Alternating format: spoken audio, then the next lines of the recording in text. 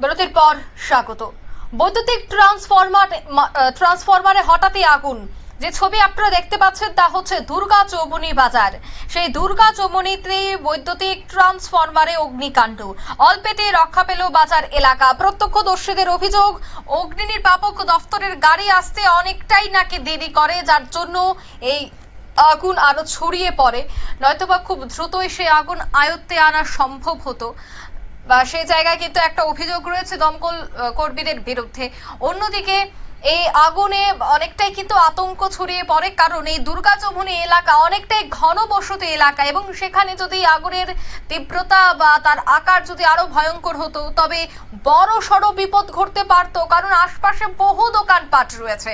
তাই এই দোকানপাট পুড়ে ছাই হয়ে যাওয়ার একটা আশঙ্কাকে কেন্দ্র করে রীতিমতো তাদের মধ্যে কিন্তু একটা চরম সেখানে ভয় দেখা দেয়।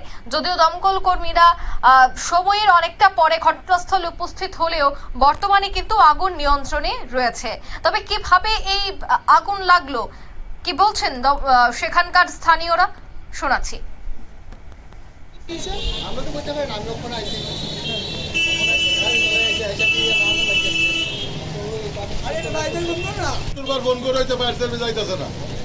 অনেকবার ফোন করে হইতে ফায়ার সার্ভিসের অবহেলা এটা এত বড় বাড়ছে।